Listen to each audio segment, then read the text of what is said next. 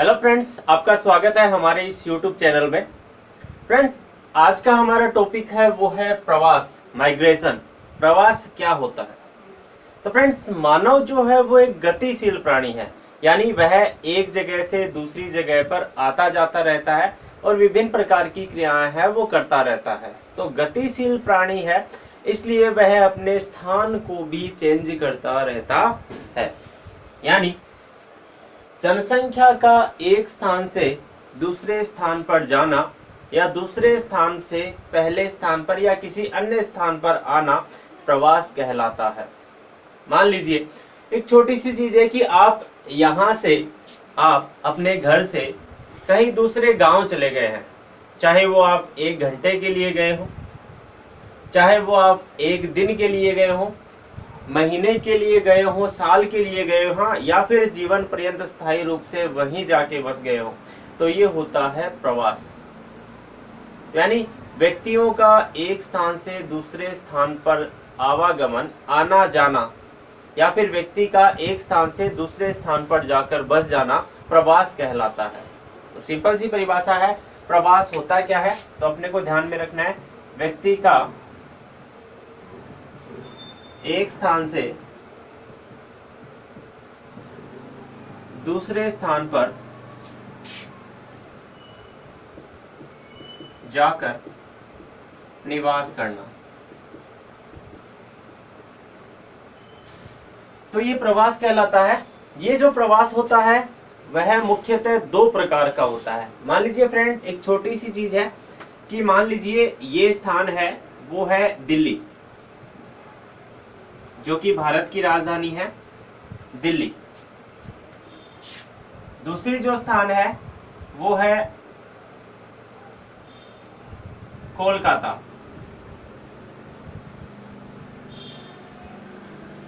मान लीजिए कोई व्यक्ति है जो कार्य करने के लिए दिल्ली से कोलकाता चला जाता है, तो इस व्यक्ति का प्रवास हो गया कोलकाता।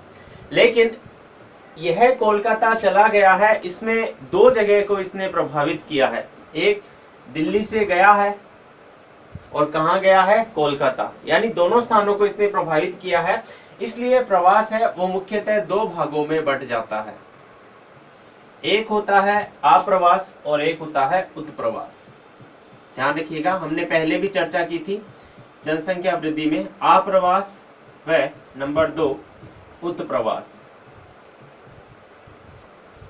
फ्रेंड्स, व्यक्ति जिस स्थान को छोड़कर किसी अन्य स्थान पर चला जाता है,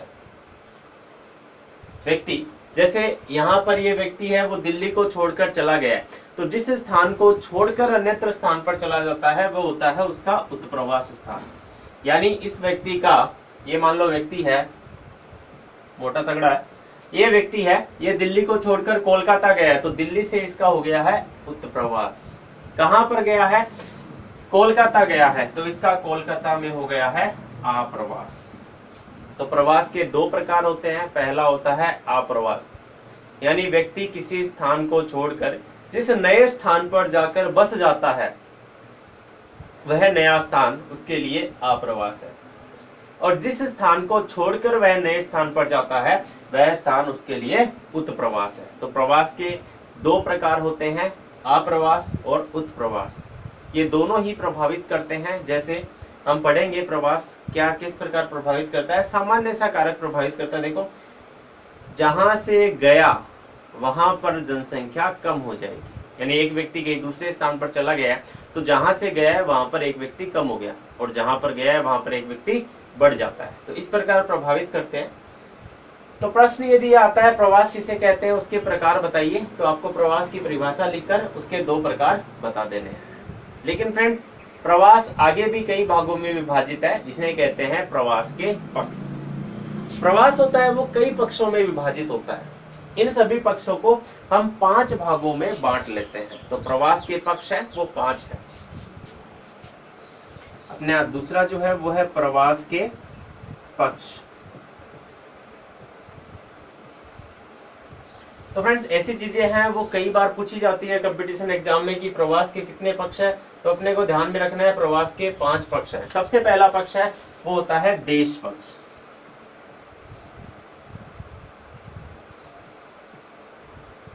आगे भी हम चर्चा करेंगे, मैं सिंपली बता देता हूं क्या होता है। जैसे किसी व्यक्ति ने प्रवास किया है तो वह अंतर महाद्वीपीय स्तर का किया है, अंतरराष्ट्रीय स्तर का किया है, अंतरराज्य स्तर का किया है, वो सारे देश पक्ष के अंतर्गत शामिल होते हैं।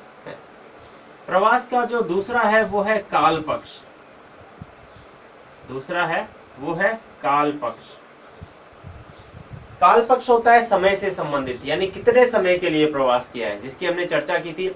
1 महीना, 2 महीना, 1 दिन, 2-4 घंटे, 4 साल या फिर आजीवन, तो वो आता है काल पक्ष से संबंधित। तीसरा प्रवास का पक्ष है कारण पक्ष। कारण पक्ष का मतलब होता है कि कोई व्यक्ति किसी स्थान से दूसरे स्थान पर गया है तो उसका कारण क्या हो सकता है, वह कारण पक्ष के अंतर्गत आता है, जिसके बारे में भी हम पढ़ेंगे। तो देश पक्ष, काल पक्ष, कारण पक्ष, इसके बाद होता है संख्या पक्ष, यानी कितनी संख्या में प्रवास हुआ है, और फिर है स्थिरता पक्ष। स्थिरता पक्ष, तो इसके प्रश्न आते हैं, 12th में भी आते हैं, कॉलेज लेवल पे भी आते हैं, नेट और कंपटीशन एग्जाम में भी आते हैं कि भाई प्रवास का निम्नलिखित में से कौन सा पक्ष नहीं है, या कितने पक्ष हैं, तो अपने को ध्यान में रखना है। 5 पक्ष है, देश पक्ष, काल पक्ष, कारण पक्ष, संख्या पक्ष और स्थिरता पक्ष। सबसे पहले लेते हैं अपन देश पक्ष। अब हम इनको विभाजित करते हैं देश पक्ष में। तो फ्रेंड्स, जैसे हमने बात की थी, देश का मतलब उस स्थान से लिया जाता है जहां से प्रवास किया है या जिस स्थान पर वो प्रवास करेगा। अंतर महाद्वीपीय हो सकता है। सबसे पहला है, आपको यहीं पर समझा रहा हूं, अंतर महाद्वीपीय।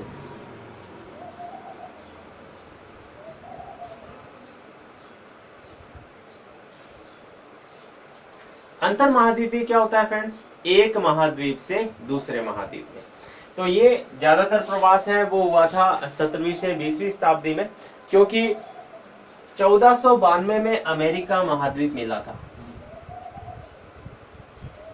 उसके बाद जब यूरोप में जनसंख्या बढ़ने लगी तो यूरोपियन लोगों ने क्या किया, अमेरिका की तरफ स्थानांतरण करना शुरू किया। सबसे पहले वहां के मूल निवासियों को हराया, फिर 17वीं शताब्दी से लेकर 20वीं शताब्दी तक वहां पर स्थानांतरण तीव्र गति से हुआ। ये होता है अंतर महाद्वीपीय प्रवास। यानी जब अमेरिका महाद्वीप मिला तो यूरोप के लोग अमेरिका की तरफ स्थानांतरित हो गए और वहां पर स्थायी रूप से जाकर बस गए। ऐसा प्रवास अंतर महाद्वीपीय प्रवास कहलाता है, जिसमें एक महाद्वीप से दूसरे महाद्वीप की ओर प्रवास किया जाता है। जैसे एशिया से अफ्रीका, अफ्रीका से यूरोप, यूरोप से अमेरिका, अमेरिका से अंटार्कटिका, कहीं भी जाए तो ऐसा प्रवास है वो अंतर महाद्वीपीय प्रवास के अंतर्गत शामिल होता है। तो अपने को ध्यान में रखना है, यह 17वीं से 20वीं शताब्दी के मध्य सर्वाधिक हुआ था। ये भी अपने को ध्यान में रखना है, 17वीं से 20वीं शताब्दी। दूसरा जो प्रवास है वो आता है अंतरराष्ट्रीय प्रवास।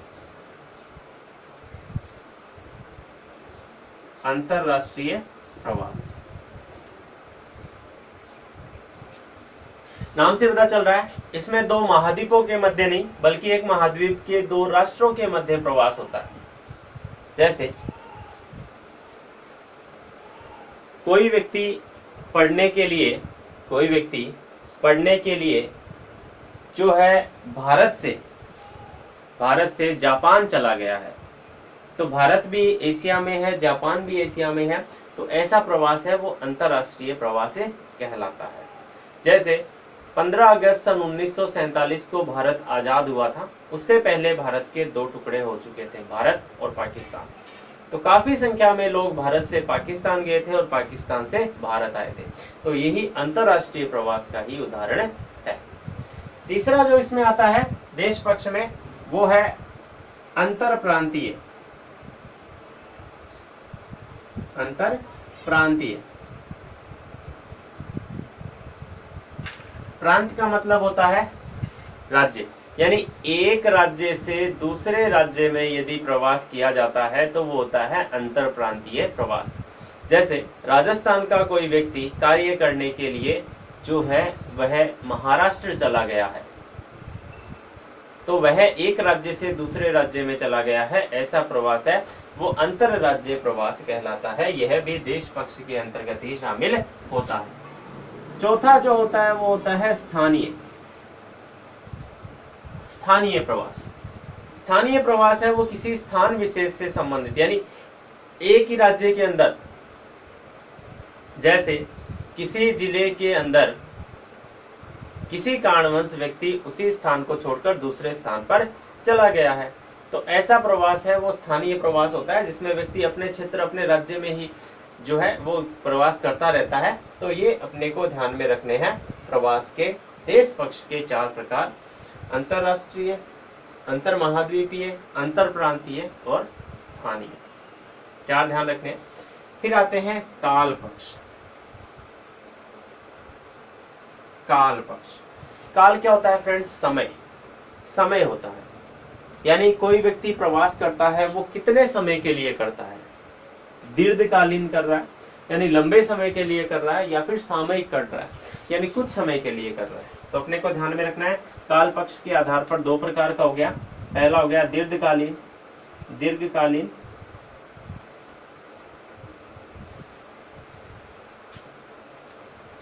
दीर्घकालीन का मतलब होता है लंबे समय के लिए एक स्थान से दूसरे स्थान पर चले जाना।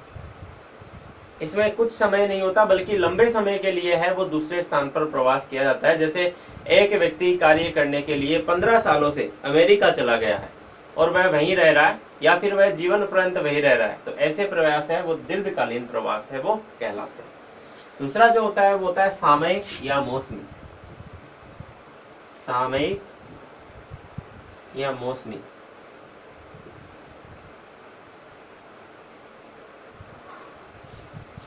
तो सामयिक या मौसमी प्रवास होता है वो कुछ समय के लिए होता है या फिर मौसम विशेष को लेकर होता है। जैसे कनाडा है, साइबेरिया है, यहाँ के जो कृषक है एक समय विशेष में, कनाडा जो साइबेरिया है वहाँ के जो कृषक है एक समय विशेष में, यानी ग्रीष्म ऋतु जब आती है तो वो प्रेरी प्रदेश के अंदर आ जाते हैं और कृषि करने लगते हैं, क्योंकि उस समय वर्षा होती है और बर्फ है वो भी पिघलने लगती है, जिसकी वजह से वो उस प्रदेश के अंतर्गत आ जाते हैं। लेकिन जैसे ही सर्दी आती है वो वापस है वो अपने उन प्रदेशों की तरफ चले जाते हैं जहां पर शिकार है वो उन्हें प्राप्त हो जाता है। तो ऐसी स्थिति के अंतर्गत वो प्रवास करते हैं, वो सामयिक या मौसमी प्रवास है वो कहलाता है। तो प्रवास दीर्घकालीन या सामयिक हो गया। जैसे कि अपने यहाँ पर भी भारत के अंदर भी हिमालय के गद्दी बकरवाल समुदाय है, वो सर्दियों के अंदर पहाड़ी भागों के नीचे आ जाते हैं, जबकि गर्मियों में ऊपर की तरफ चले जाते हैं। तो ये ऐसा ही प्रवास है जो काल पक्ष के अंदर शामिल किया गया है। तीसरा आता है कारण पक्ष। कारण पक्ष यानी कि जनसंख्या के स्थानांतरण या प्रवास के कई कारण होते हैं, उस कारण से व्यक्ति है वो किसी अन्यत्र स्थान पर जाकर बस जाता है। इसमें हम कई कारणों के बारे में चर्चा करेंगे, जिसमें सबसे पहले अपन लेते हैं भौतिक कारक।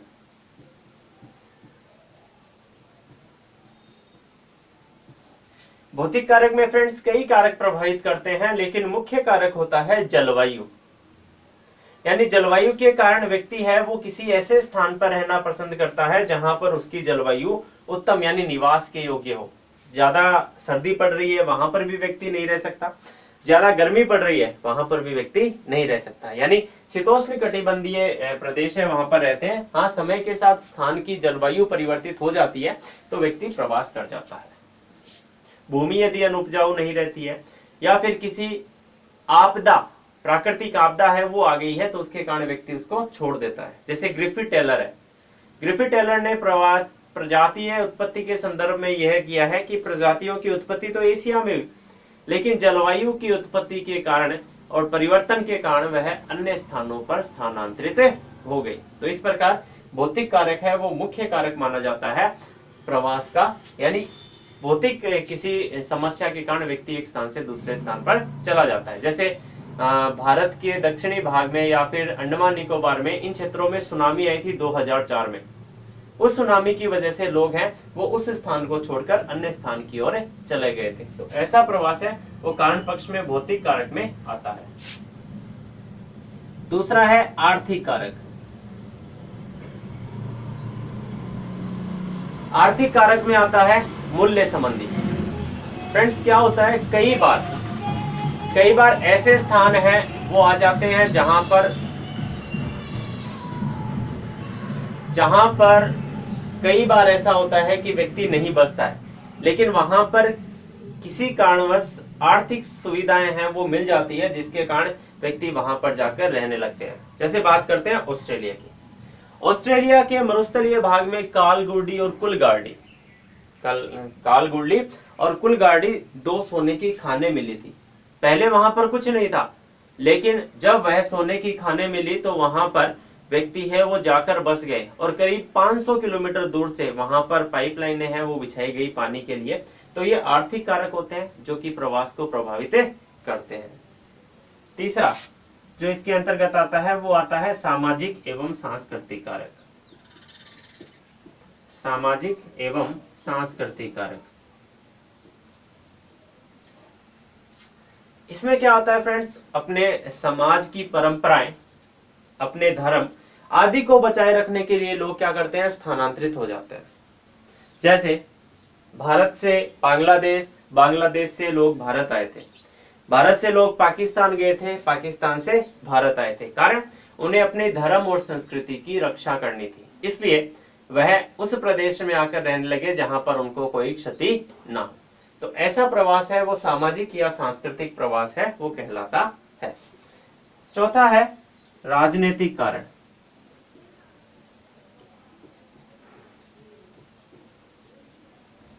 फ्रेंड्स इसमें कई चीजें हैं वो शामिल की जाती है, जैसे युद्ध है, बाह्य आक्रमण है, उपनिवेश है। तो ऐसी चीजें इसके अंतर्गत शामिल की जाती है जो कि राजनीतिक कारक में होते हैं। जैसे भारत पर विदेशी शासकों ने आक्रमण किया था, जैसे हुमायूं है या फिर उसका पिता बाबर है, वह बाहर से आया था और भारत में आकर बस गया था। तो यानी भारत में उसका अप्रवास हुआ, क्या कारण रहा था, राजनीतिक कारण रहा था, यानी उसकी वजह से ही वह यहाँ पर आकर बस गया था। इतना ही नहीं, वहां पर जो सैनिक आते हैं ऐसी गतिविधियों में, वो भी अपने परिवार को साथ लेकर वहीं स्थायी रूप से बस जाते हैं। तो ऐसे कारक जो है वो राजनीतिक कारक हैं वो कहलाते हैं। अब आता है संख्या पक्ष। संख्या पक्ष का मतलब होता है फ्रेंड्स संख्या से, 2, 10, 15, 50, 100, 150, 200, यानी कितनी हजार, 50,000, लाख, करोड़, कितनी संख्या में लोग हैं वो वहां पर आकर रहने लग गए हैं या किसी स्थान को छोड़कर चले गए हैं। तो बहुत ज्यादा संख्या में आते हैं तो वो होता है बृहद जनसंख्या प्रवास। यदि बाहर से आने वाले लोगों की संख्या मध्यम है तो मध्यम जनसंख्या प्रवास, और बहुत ही कम है तो न्यूनतम जनसंख्या प्रवास। जनसंख्या प्रवास यानी ये जो बृहद है, मध्यम है और न्यूनतम जनसंख्या प्रवास है वो इसके अंतर्गत आते हैं, यानी संख्या पक्ष के अंतर्गत है वो शामिल होते हैं। पांचवा आता है स्थिरता पक्ष। फ्रेंड्स जो स्थिरता पक्ष है उसमें यह है कि किसी व्यक्ति ने जो प्रवास किया है तो वो किस रूप में किया है, चिरस्थायी किया है यानी लंबे काल के लिए या जीवन पर्यंत, या फिर चिरस्थायी नहीं किया तो अस्थायी किया है, या फिर अस्थायी नहीं किया है तो दैनिक किया है। यानी इनमें से कौन सा किया है,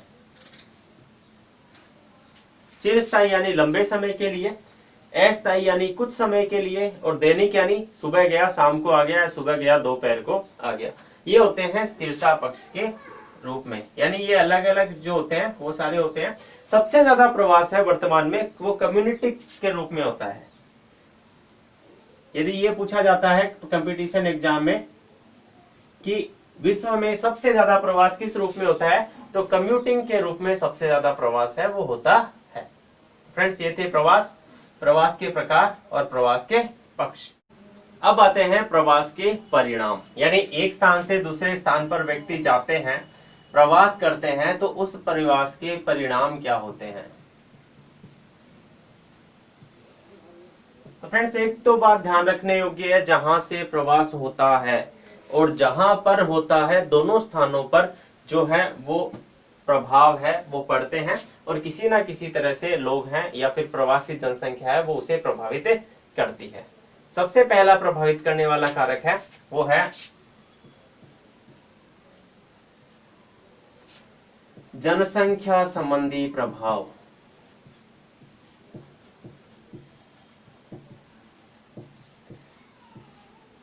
मैंने आपको ये पहले ही बताया था कि जहां से व्यक्ति जाता है वहां पर जनसंख्या कम हो जाती है और जहां पर चला जाता है वहां पर जनसंख्या ज्यादा हो जाती है। यानी इस प्रकार प्रवास है वो जनसंख्या वृद्धि का भी मुख्य कारक है। तो अपने को ध्यान में रखना है, सबसे पहला कारक है जनसंख्या से संबंधित। दूसरा कारक है समाज व सांस्कृतिक।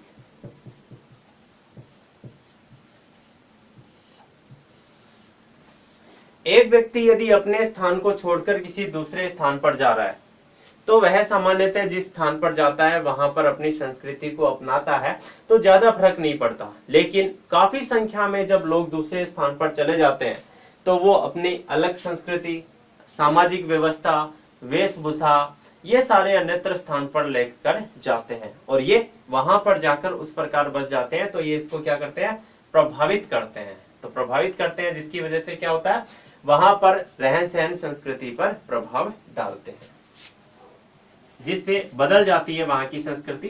तीसरी चीज है कार्य कुशलता।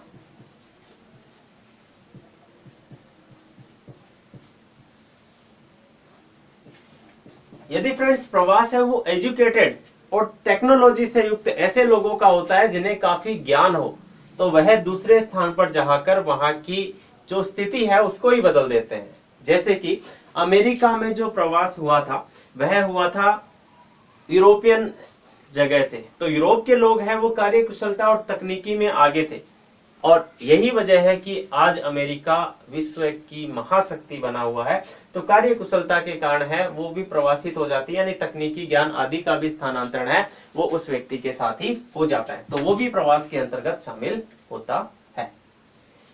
चौथा अपन शामिल करते हैं प्रवास के कारण बेरोजगारी बढ़ती है और गरीबी, इस पर भी प्रभाव पड़ता है। देखिए फ्रेंड्स, जहां से व्यक्ति जाता है वहां पर जनसंख्या है वो घट जाती है, यानी वहां पर जो बेरोजगारी वगैरह है वो कम होती है। लेकिन जहां पर जाते हैं वहां पर जनसंख्या बढ़ जाती है जिसके कारण बेरोजगारी, गरीबी, बहुत सारे लोग एक साथ रहने लग जाते हैं। तो ये सारे कार्य जो फर्क है वो वहां पर पड़ते हैं जिसके कारण भी जो प्रवास के कारण है वो लोग प्रभावित होते हैं, यानी किसी ना किसी कारण बेरोजगार या अन्य किसी कारण से वो लोग है कार्य नहीं कर पाते। नंबर 5 धर्म एवं सभ्यता। तो व्यक्ति जिस भी स्थान से दूसरे स्थान पर जाते हैं, कुछ व्यक्ति ऐसे होते हैं जिसके प्रवास का मुख्य कारण धर्म होता है और ये अपने धर्म को दूसरे स्थान पर या अपनी सभ्यता को दूसरे स्थान पर ले जाने के लिए उस स्थान पर चले जाते हैं, दूसरे स्थान पर जाकर इसे फैलाते हैं, यानी वहां पर किसी दूसरी सभ्यता का है वो विकास हो जाता है। जैसे भारत के अंदर भी अकबर के आने के बाद मुस्लिम धर्म है, अकबर, हुमायूं, बाबर, इनके कारण, यानी बाबर जब आया तो उसके कारण जो इस्लाम धर्म है वो काफी फैला। जब यहां से भारत से लोग जो बौद्ध धर्म है वो चीन गया या फिर श्रीलंका गया, इंडोनेशिया, वहां पर यह धर्म फैला। तो ऐसी सभ्यता और संस्कृति धर्म का प्रचार है वो भी प्रवास के माध्यम से होता है। तो ये प्रवास के परिणाम है जो सकारात्मक भी है नकारात्मक भी है, दोनों ही कारकों से ये परिणाम है वो प्रभावित होते हैं। अब आता है प्रवास के सिद्धांत। तो 12वीं क्लास में तो इतना ही है, कंपटीशन एग्जाम में इससे भी आगे हैं, यानी प्रवास के सिद्धांत। तो फ्रेंड्स, जैसे जैसे मात्रात्मक क्रांति आई, 1960 में मात्रात्मक क्रांति आई थी, हमें ध्यान में रखना है मात्रात्मक क्रांति कब आई थी, तो 1960 में। 1960 में जब मात्रात्मक क्रांति आई थी तो उस समय नए मॉडल और सिद्धांतों का विकास शुरू हो गया। तो फ्रेंड्स, प्रवास से संबंधित पहला सिद्धांत है वो रेवेनस्टीन ने दिया था। रेवेनस्टीन इन्होंने सन 1885 में अपना प्रवास संबंधी सिद्धांत दिया था, जिसमें 7 नियम बताए थे। रेवेनस्टीन ने एक पुस्तक लिखी थी जिसका नाम था the law of migration. The law of migration में इन्होंने प्रवास का सिद्धांत दिया था, जो प्रवास का पहला सिद्धांत है वो माना जाता है। तो रेवेनस्टीन नाम याद रखिएगा।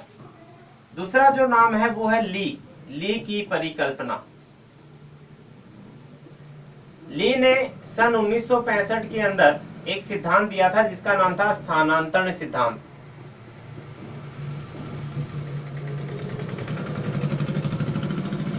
यह जो स्थानांतरण सिद्धांत था वह भी प्रवास का सिद्धांत ही था। तीसरा सिद्धांत आता है जिफ का,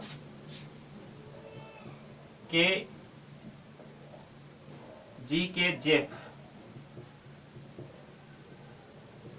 इन्होंने जो सिद्धांत दिया था वह सिद्धांत था न्यूनतम प्रयास का सिद्धांत। न्यूनतम प्रयास सिद्धांत, यह सिद्धांत है वो 1940 में आया था।